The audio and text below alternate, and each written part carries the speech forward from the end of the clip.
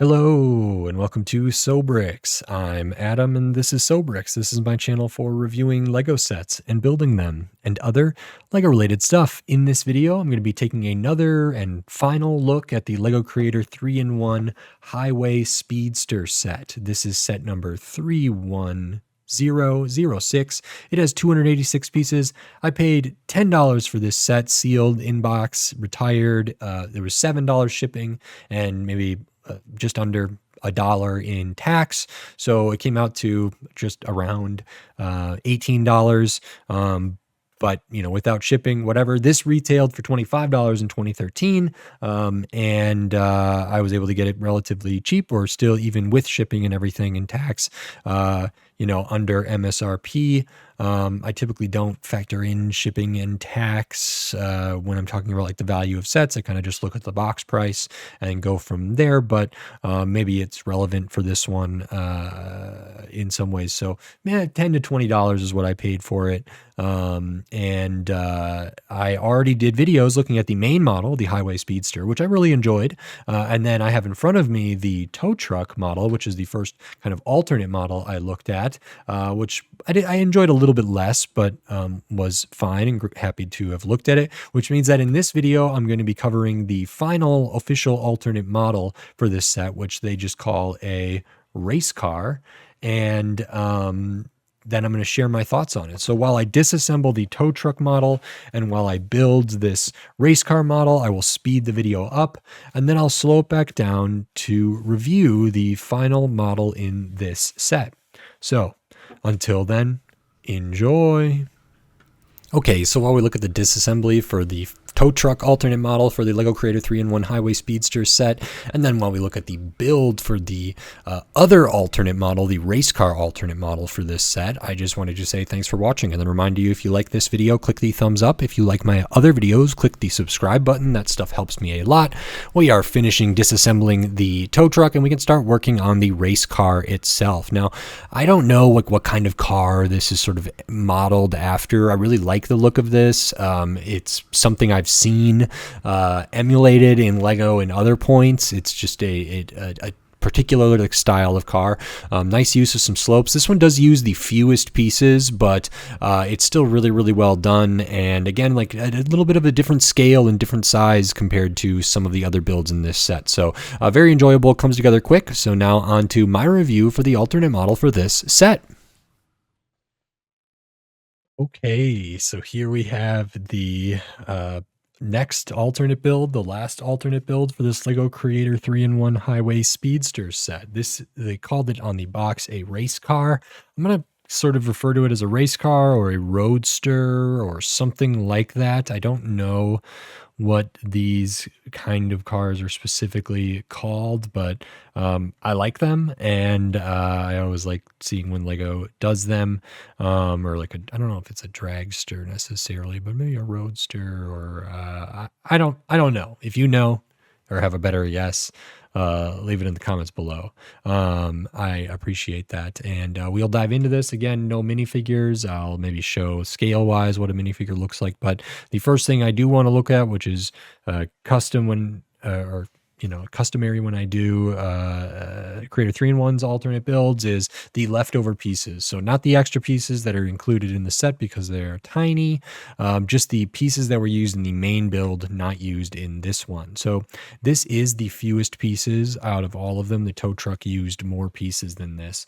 There are some notable exclusions, I guess. These bigger like panel pieces in the dark translucent, the windscreen piece, these Technic pins in here, of course, some of these bigger plates, a little bit of the red, some of the black pieces here, these black tiles there, white tiles, the clip pieces, the modified plates with the bars. This doesn't use really many of the yellow pieces in there. Tan piece left out, which was used for the steering wheel on the other two, but not on this one. A couple other things like these bigger kind of slope pieces, they could be put on here. I don't actually know if that improves this at all or makes it look worse. I kind of think it makes it look worse. But there is room for things to be put on. I think, it makes sense that these weren't included here. Not a big issue.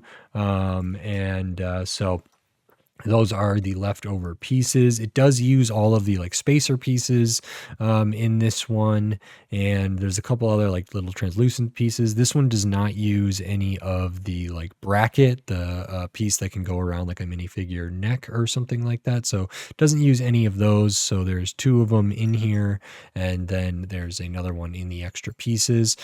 These angled plates were only used in the main model, not in the tow truck or the race car kind of roadster here. And there's maybe this was only used in the main model, not in the tow truck or the roadster here. So those are kind of what we have left over, but this is a bigger assortment of pieces than was left over when I looked at the other alternate build. And then we have this dragster roadster race car set. So this model is actually really, really cool. I like this a lot. And one of the things I said at the end of the tow truck video was that this one, you know, the main model, the Highway Speedster, was 10 studs wide. The tow truck was 8 studs wide.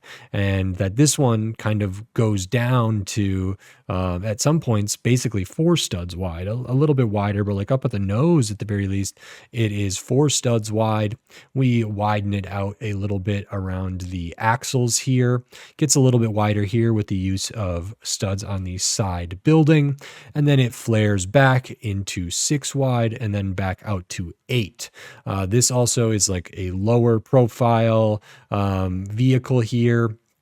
It is shorter, it is smaller in many ways. It doesn't have a roof or anything like that, but the build was really satisfying. So we start with those Technic bricks there, which were used for all of these sets, and we put it on the 4x6, start building that out, and then we start pretty early on like laying the floor for the back. We build up where the rear axle was going to be. Looking at the rear, like the bumper here, we almost have the suggestion of maybe like shocks or suspension or something in there, which I think is nice. I don't know if that's what it's supposed to be, but it kind of feels like that to me, or something else over there with those stacked 1x1s. These are the angled slope pieces kind of for a vent back there. I really like the point that this comes to, and I like that this sort of sticks out a little bit. It cuts a really nice profile, and the angles feel really, really good. So the back here is pretty straightforward, although we don't end or add kind of the final touches until the very end.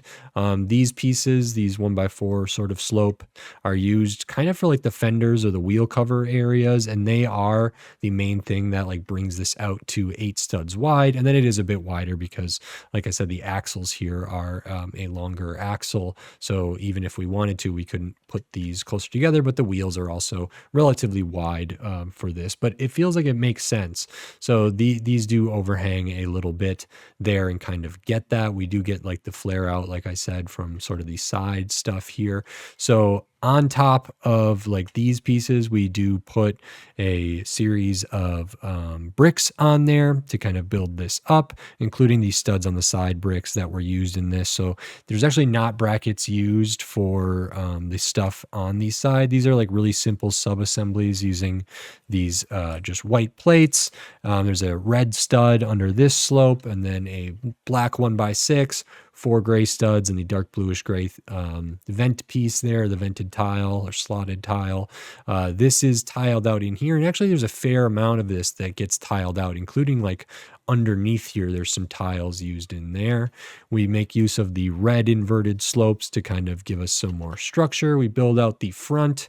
This is studs on the sides, just using a couple headlight bricks there. Again, I really like how that looks, and I like the angle of the front. It doesn't come to like an exact point here because we do have some more like plates between these slopes and these inverted slope pieces, which is a difference. So it's not like the exact same. I feel like it looks right and appropriate for that. So that's really straightforward. Again, we do have the wider axle here. This one makes use of those like spacers or bushings kind of in there, which weren't used in the main model, were used in the tow truck and are used here, but it has all 4 of them on the front axle and then none on the rear axle. And that's partially because we are down to like 4 studs up there. So again, we can kind of play with that a little bit, how tightly we have those like bushings against kind of the chassis of this is going to impact how well it spins. So right now, it has a bit of give the way I have it. The rear one doesn't really have any at all. Rear one spins pretty good there. So that is fine. I could put these, I do have just a little bit of space there where I could move these in, but I can't actually like put the tires in any tighter. We're always going to have like a little bit of space and stuff. But that feels pretty good. I think actually minimized the kind of movement there, and it spins pretty good here. So because the rubber is not maybe rubbing against here, that feels pretty good. So we do get that space there, and that works. It feels appropriate for this. So I like that. And building for the most part, yeah, studs on top. We flare it out a little bit kind of for these front wheel covers and these lights. So making use of a couple of translucent pieces here, some angled plates in there. There's some kind of things in here that could be seen as detail, particularly like the gray and then the red stud on top of it used here sort of flows through with this sort of red stripe throughout this, which I really, really like. The main model had kind of that white and red going through it, and I like seeing the red accents here again, which is cool. And you can kind of even get that from a little bit in here. Again, maybe that's supposed to be shock, suspension, different stuff in there, or other mechanical components. Lights are fine.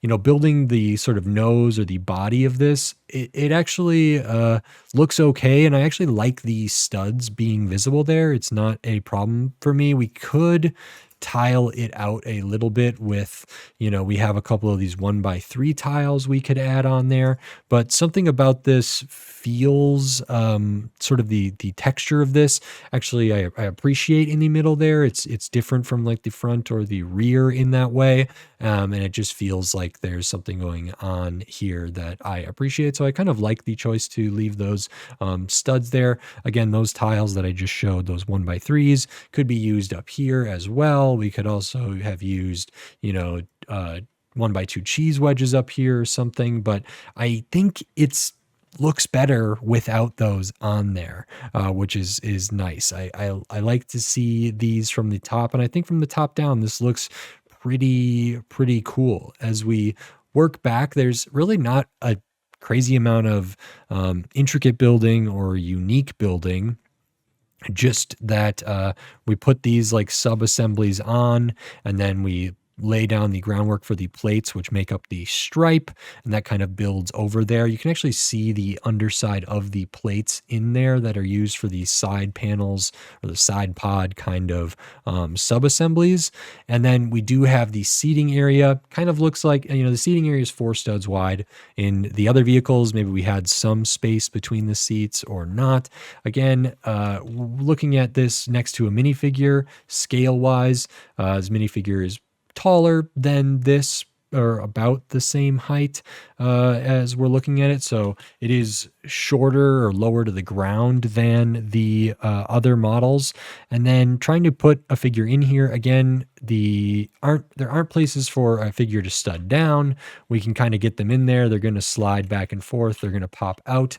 Because we didn't use this modified plate with the bar or the kind of hand clip piece here, which was we were using that in the other 2 builds for the steering wheel.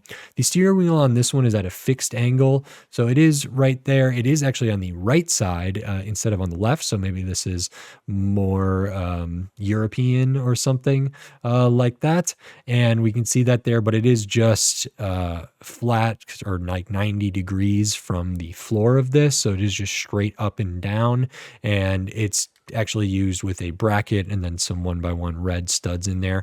You could really easily swap this over to the left side if I could take it off without taking the stud with it, because that is like symmetrical there. It's only offsetting it by, you know, about 1 stud, or maybe even less than between these 2. So not a significant difference, but is something to make note of. And so this one, again, doesn't really fit with a minifigure. It kind of, I think it could. There may be some modifications that need to be made. The other issue with this one is even the like floor down here, sort of under the steering wheel, is also tiled out with the red in there. So even if we removed these tiles from the floor, or from the bottom, from the seats, and replaced them with a piece, we might not get there. And then also because of the brackets we used for the back, we would have if we use those pieces that are like a 2x2 with 2 studs on them and the other half is tiled, and we popped like these sort of seat backs off of here, which are just on a bracket, and we could put the 2 studs forward and put these on there, but then the spacing I don't think would work with Lego like feet. So if we had this in here, we would have to either go to the rear studs and then kind of lean them back, which maybe could work, but not with that in there. Or we would have to do like something else to kind of increase the space here, because the bracket spacing plus the tile is going to make it a little bit difficult to get this to stud down and sit in there appropriately so that we can utilize the holes on the back of the minifigure legs. So some minor modifications could be done to maybe make that work, but as is, it's not super compatible with a minifigure, but that is okay. This one doesn't have, the tow truck had kind of the arm at the back. The main model, the Highway Speedster, had the engine cover and the doors, sort of. This one doesn't really have anything like that. So there's not like play features or display features or like little functions in here.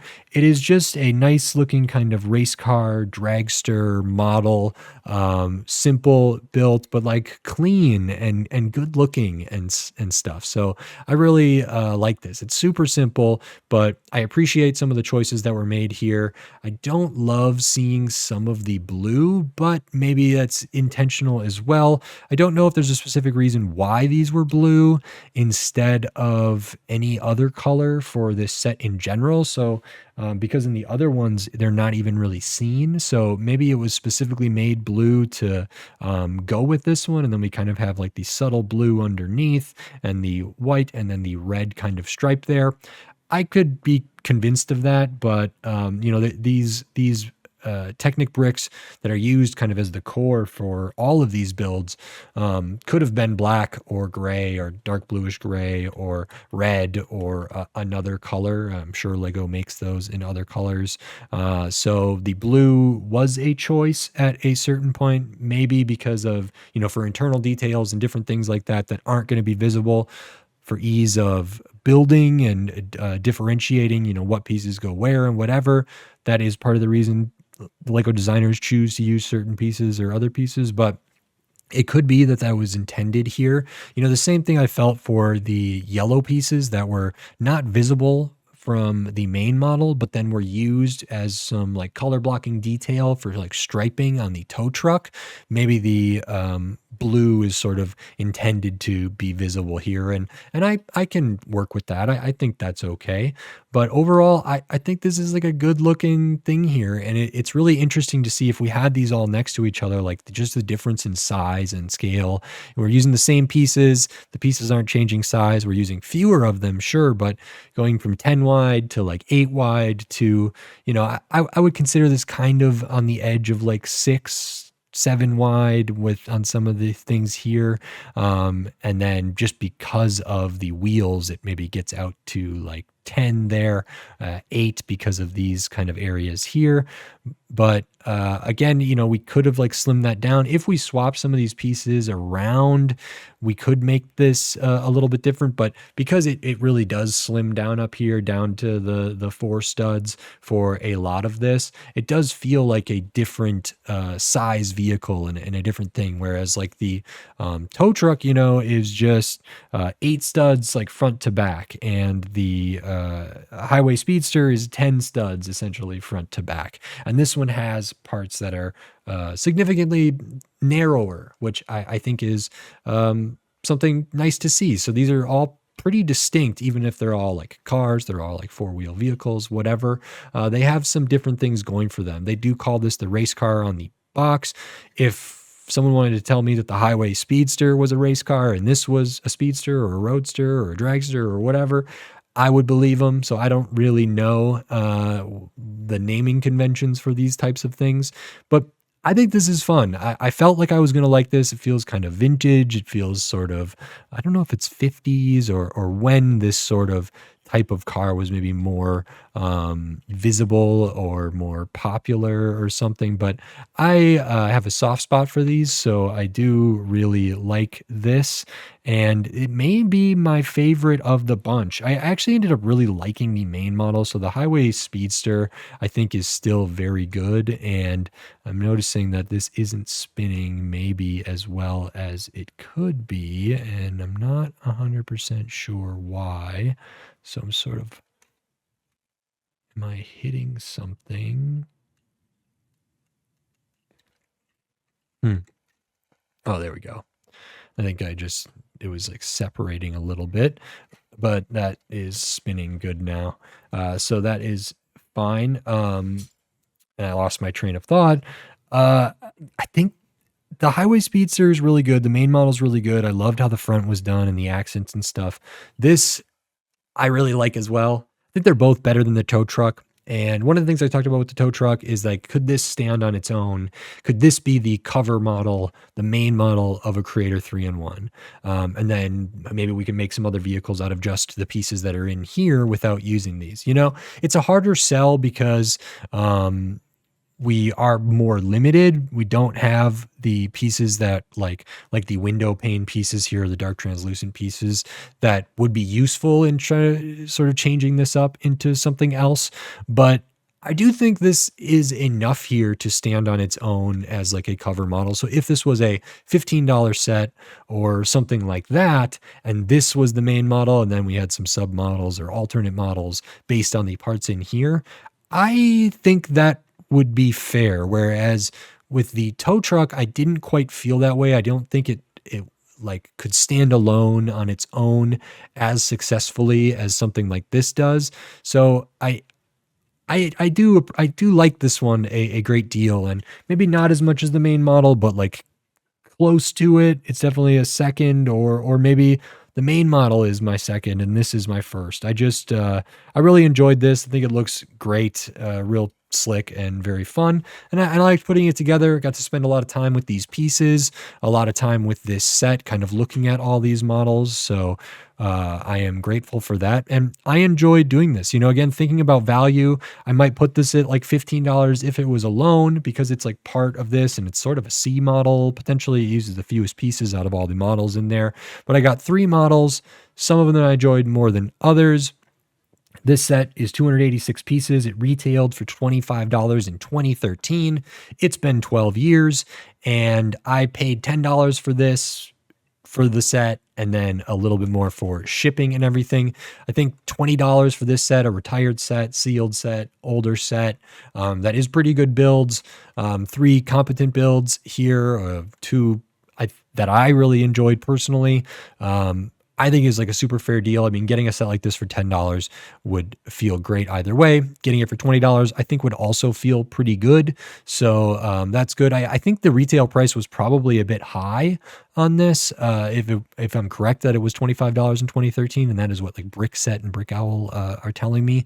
But the price for this now, even post retirement and post all this time, even though there's one fewer sealed ones in the box, is around MSRP or lower. So that is pretty good. So if you like what you see here, you like what you see from the main model or anything, I think this is a fine pickup to get even all these years later. So that is nice. And I'm happy with the deal I got. So thank you to the person who sold this to me. And I think that's it. That's all of these. I'm not going to cover any other people's creations or other people's designs using the pieces from this set from like Rebrickable or things like that, which I do occasionally with Creator 3-in-1s, but I'm not going to do any for this one. So that is going to conclude this set. I've looked at all 3 models and I enjoyed it. So very, very good. If you like this video, please click the thumbs up and give it a like. If you like my other videos, click the subscribe button down below so you can stay up to date on all the LEGO videos I'll be doing here in the future, including more LEGO Creator 3-in-1, more retired sets. Sometimes I'll look at used sets. brand new sets. A lot of sets are always coming out. I'll probably be looking at the some of the like winter holiday calendar sets when we get closer to December, and a bunch of other stuff. I got like the Dungeons and Dragons, the big ideas Dungeons and Dragons set to look at eventually. That's going to be a whole thing. I haven't started building that yet. I have like the buildable Simba, the Disney one. I have the Hibiscus Botanicals I got to look at. I have some smaller sets, Halloween themed sets, Christmas sets, or winter holiday sets. I have the 1989 Batwing set, the big one that is sealed, that is retired from, well, not too long ago, but eventually I'm going to talk about that one and lots of other cool stuff. So if you're interested in my videos about Lego sets, please subscribe. It helps me a lot. If you want to support the channel in other ways, you can give money to the channel, membership supers and thanks on YouTube. There's Patreon, patreon.com/SoBricks. There's links in the description. There's a buy me a coffee link. There's affiliate links. So if you click on one of those links and you buy a microwave or a fridge magnet or a end table or a rug or a set of cups or something, and you clicked on one of my links and then search for whatever you were going to buy for anyway, I still might get a small percentage of that sale as commission. It's like 1 to 3%, and every little bit helps. So it does mean a lot to me, and it's at no additional cost to you. So if you use one of those affiliate links, it's not going to cost you anything extra. It is going to make the company that you're buying from, the major online retailer that honestly has enough money already, more than enough, they can like give me a couple pennies for a sale. And that does help, and it does add up. So maybe consider checking that out. There is merchandise, tpublic.com, search for SoBricks. There's a link in the description. There's some cool stuff on there. I really have been enjoying that. I've bought a bunch of it for myself. I've been wearing it. I like it a lot. So if you're interested in that, that's another great way to support the channel. So thank you very much. And with all of that said, until next time, thanks. Bye.